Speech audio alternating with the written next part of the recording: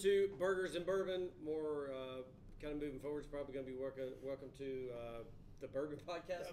Maybe Bourbon Squared. Yeah, we may have to rebrand two. this. We're considering rebranding it anyway. A bunch of louses, basically. Yeah. Hey, that could be our new title. A bunch of lushes. So. The Bourbon Lushes. I don't know. We'll come up with something. We'll come up with something anyway. All right, we'll take suggestions. Email them in, please. Yeah. All right, so last week we started talking about Buffalo Trace and sort of their allocation, as Chris likes to call it. He likes to be fancy. So he'll probably drink his bourbon with his pinky sticking out. Absolutely. But anyway, so this is the second one. This is one that Chris hadn't had, and I haven't had it either. So I didn't. I actually don't know much about it. Eric, have you tried this one? Okay, never had it. We're all new to this. Yeah, one. Great. But I'm not. And Aaron, who did the last show, he's sitting over here drinking. By the way. Still. Anyway, and it is during the workday, so I don't know what that said. No, it's a Friday. Fridays afternoon. are awesome. It's a Friday afternoon, and he's got no more meetings the rest of the day. Wink, wink. But anyway.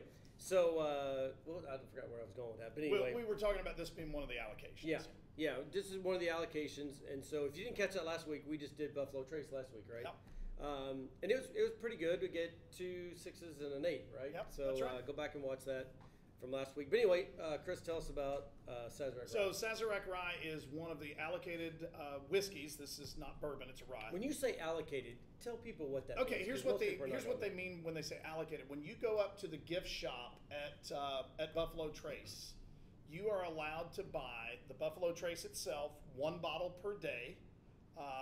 They also have bourbon cream and Wheatley vodka, both of which are good. I don't know if there's any limit on those. I may be wrong. But the allocated ones, they'll have one of them out every day, and you are allowed to buy 1 bottle of that, and then you're not allowed to buy any more of it for 3 months. And they do take your driver's license, and they scan it, and they go through a process. You're not going to get away with one. This is the least expensive of what they call their allocated whiskeys, which we're going to try to work through those on the show. Because it's a Buffalo Trace product, the desire for people to buy this is going up. The other ones would be the Weller Special Reserve and the Eagle Rare, E.H. Taylor Small Batch, and Blanton's. And they sell them in the gift shop at the original retail price, not what they're selling for out there on the market. And that's why they call them the allocated, because there's only a certain number that they put out each day. Which is why they're hard to get. It's why they're hard to get. Because they're not marked up. Yeah. And it's totally luck of the draw. You drive to Frankfurt, you stand in line, and you pray that they are not selling something that you've bought in the last 3 months. And that's why they're called the allocated series. So you're saying that you cannot get this if you walked into Liquor World or whatever? You might be able to find it. Of all the allocated ones, this is the easiest one to find, but it is difficult at best to find it. You're saying if it's an allocated, meaning you have to go there to get it, it's going to be much more difficult, if rarely, to find it out in a liquor store. Absolutely right. Yeah. Okay. This is you will not see somebody who is a very, very serious collector that does not have this one, because it's hard to find. Yeah. And there's a handful. Almost all when you say, a lot of the brands have that type thing, right? Like a lot of them do. Brand. Buffalo Trace is probably the most well-known in this area. Probably the best way to find Buffalo Trace's list of products is to leave this region of the country. Go someplace out, maybe West Coast or something, where they don't have the bourbon culture that we do, and they see something like this on the shelf and people don't snatch it up. Yeah. If you find something like this at a liquor barn or a Total Wine, it's usually a limit one. They put out a case and it's gone in 5 minutes. Yeah. So that's what the allocateds are all about. So why don't you take a quick second and just explain the difference between a regular bourbon and a rye? Okay, so a regular bourbon, it has to be at least 51% corn. That's one of the major rules.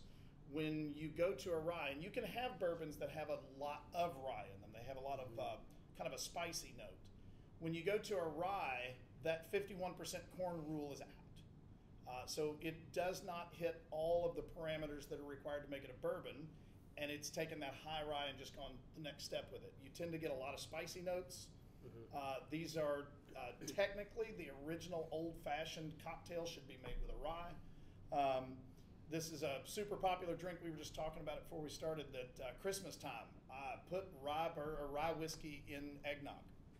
Very popular. It it fantastic. So that's what a rye is. And you're saying since it doesn't contain the 51% corn, it's really not technically a bourbon; it's a whiskey. Correct. It's a rye whiskey, whiskey. not a bourbon. Yeah. That's right. Okay. All right. Just want to make sure. Just clarifying for those of you that may not know the difference between the 50%. Is it 50 or 51%? 51% corn. Yeah. So anyway, In the mash bill, and I'll add to that when I say it's got some spicy to it, I don't mean hot. It's not necessarily high proof, although those are out there.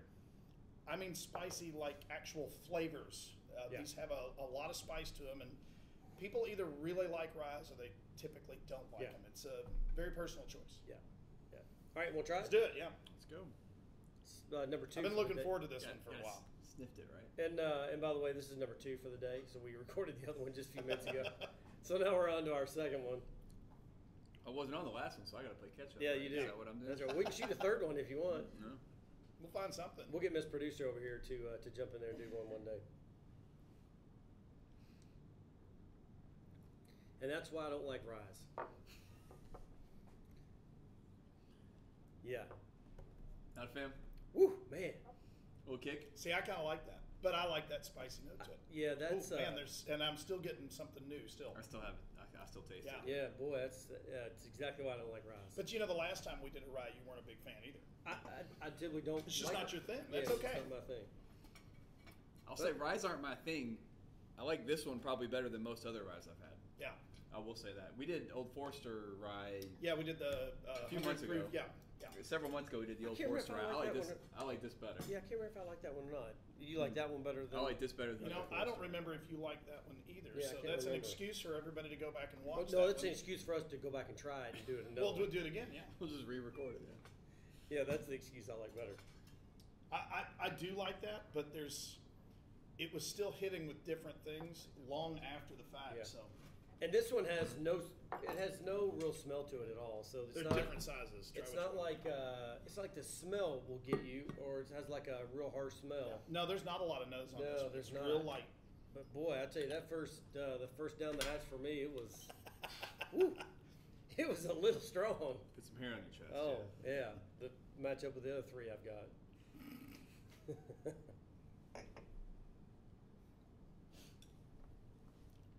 Not sure how to follow that up, really. So I'm just You gonna follow let it up with a drink. I'm just gonna Come let on that now. linger. Come on. Okay, now this I've let this cool off a little bit. when you and cut this it. is Really good when you cut it. Yeah, it's a little bit That's better. good. It's a little bit better now. Yeah, it's a little better. Yeah. It's much more tolerable when you cool it down than, and I'm sure that's why a lot of this is very popular when you mix it with like in a Manhattan or something like that, or you put it in eggnog. This is one I'd have to put in eggnog for me. So have you done rye in eggnog before, or anything for that matter? When Christmas, I think time's I've been to a couple parties where people have put stuff in it. I don't know if it was a rye or not, but I know stuff has been in it. Okay. So I've never purposely gone and bought rye for the purpose of putting it in eggnog. Yeah, I do that I usually every year. just use whatever I have around the house. Yeah, I do that every year because I enjoy it. I usually don't have rye sitting around the house very often. Yeah. So. no, this is much I more really tolerable. like this. Yeah, I really like this. It's much better cool off. It's much better. And it takes a lot of the. I mean, it is spicy, and I did get a little burn the first time, but now it's really kind of taken all that. I don't get that. And see, now it's that I grabbed probably too big of an ice Yeah, cube. you It's did. starting to water it down a little bit now. Now it's not as good as what it was when that ice first went in. Still a little spicy though. I'm getting a little bit of it. Yeah, it's still a little spicy. It's pared down quite a bit though. Yeah. When you cut it. Yeah, much better. Yeah. Of course, I might have put too big of an ice cube in there as well, but Yeah. Both of you guys took a big chunk and put it in there. I'm thinking if you just put a small one, or maybe just a little bit of water in there, this is really good. Yeah. Yeah. No, that's good. No, I thought it was good. I understand why it's so desirable now. I don't understand why people lose their minds over it, like they do. And I think that's because it's part of the Buffalo Trace. Well, look, there's a brand that everybody knows about. Yeah. That does it start with a VW maybe? Something hyphenated last name. Not sure where you're going. Anyway, Van Winkle, whatever it is. you're going. Anyway, there's a brand that people go absolutely bonkers over it, and it is crazy expensive. Yeah. And I think there's 3 of them, right? Oh no, there's 3 or 4. 6. I think. Okay, 6. Yeah. All right. Yeah. Yeah. Of the Pappy Van Winkle series. Yeah, is what series. you're Yeah, talking okay, about. yeah. So anyway, I've had 3 or 4 of them. I can't remember how many, but I honestly, it's okay. To me, it's very middle of the road. You know, I've never had the 23. I've had all the rest of them. They're all fantastic. Yeah. None of them are worth thousands of dollars a bottle, which you see it out there at that price. Yeah. I'll say I've had the 23. Have you? That goes down like water. That thing. I'll bet it does, but would you drop no, thousands on it? Yeah. No, I'm not one of those collector guys that spends thousands of bucks on bourbon. Yeah, Even if I had that much money to spend on bourbon, I still would not spend that much on it. But no. Yeah, no, but I think that kind of hype is what's happening to some of the bourbons. Absolutely. That some of them just get this reputation, and all of a sudden they're blowing up. They're hard to get, and the retailers go, "Oh, I buy it for $40 or whatever," and they turn around and jack it up, to $250 or $300, and then we go in. And that's what we're spending for it. So I think that's what's happening with some of the bourbons. Well, you talked about the other Buffalo Trace brand, Eagle Rare. Mm-hmm. Eagle Rare used to be kind of my go-to cheap bourbon. Oh yeah, Yeah. I mean, in just as little as 4 or 5 years ago. It was poor man's Blanton's, and Blanton's was $55. Oh, and I could go buy a bottle, $30 tops. Yep. And I always had a bottle of Eagle, and it's $100 now. It's almost impossible to find one of those. Yeah. It's $75 to $100. But you know what? For those of you who are watching who have never come to our bourbon night on the second Thursday of every month, there were 2 bottles of Eagle Rare on the table last night. So what's the price point on this? The retail price on that is $30. Okay, all right. So And for $30, that is a fantastic rye. Yeah. The people who are selling it for a lot more than that, not a chance. I wouldn't spend my money like that. yeah, there's probably other options that are better. Yeah, absolutely. Especially if you get up in the $50 range. But that's a very, very good whiskey. I enjoy that. Yeah. I wouldn't hesitate to buy it again at $30. Yep. And I wouldn't hesitate to drink it after you buy it. There you go. Oh, I never hesitate to drink after somebody bought it. That's easy. It's really, really good when it's free, right? Yeah. That's exactly right. All right, so let's rate it. What do you think? 6. You just said you liked it. You're I going did like 6? it. I did. I don't mean that as an insult, but I've had a lot better, and I've had a lot better ryes that I would put at 7s or 8s. So all right, Aaron's shaking his head like, I can't believe you just gave it a 6. Yeah, we're getting a dirty look over there. What do you got? I'm gonna give it a 7, and I'm not a rye guy. You got a 7 from a non-rye guy. There you go. So no, I'm gonna go. I'm actually gonna give this 2 ratings. I would say if it's neat, I'm gonna go probably a 4 or 5 because I'm just it's not me. But I'd say if you put it in something, it's probably gonna be a 6 or so. I'd say this is fantastic in cocktails. And if I put a cube of ice in there, I can probably tolerate it. It's probably gonna be in a 5.5 and a 6. But I could see putting it in something like just any kind of drink where you're kind of mixing it with something else. I could see it was pretty decent. So that's so I'm gonna go 5.5. I'll start off by saying it's probably the best rye that I've had. Not that I'm a rye expert by any means. I've only had a handful of them. It's not just usually my thing. Right. I did like it. Legitimately, I did like it. I'll throw it a 7. Cool. All right. Any final thoughts on this? This producer, can you throw a picture of it up there? Do we have it in the right spot there? Oh, and one other quick thing. This is one of those bottles that Ms. Producer, you can put it back on us if you want. All right. So this is one of those things that if you watched, I don't know, 6 or 7 episodes ago, we did a piece. I did a piece, and then Chris did a piece on how we decorate bottles. Oh yeah. So this is a pretty good one because you can see it's got a kind of a cool look to it. Yep. It's kind of like, I don't know, it's got a little design in the glass, if you will. But easy to decorate that. But yeah, super easy. It doesn't have a big giant label that covers up half the bottle. So for me, I put natural wood golf tees in mine. And so this would be a cool bottle, filled up to so we're going to have natural wood golf tees in there. And then Chris does this oil that he doesn't know what it is, but you put it in a lamp. So we go, lamp oil. We go, Chris, what kind of oil there? I don't know what it is. You put it in a lamp. Okay, well, what is it? Oil. I don't know. You just put it. It's oil you put. I was trying to be fancy and come up with the chemical name for it. Don't do that. But it's a lamp oil. But anyway, it's actually cool. He does some really cool stuff with his. But that's a cool bottle to do. Yeah, you could.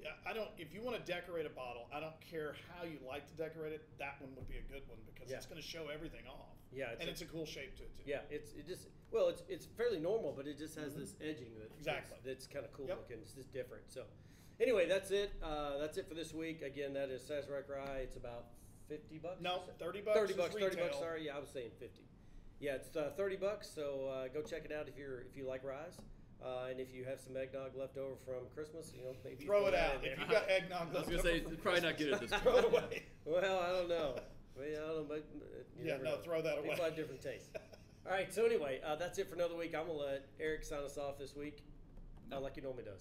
Good deal. Thanks for watching. If you're watching on YouTube, make sure you click that red subscribe button. Be first to notified whenever we drop new episodes. Appreciate you watching. This is a Friday.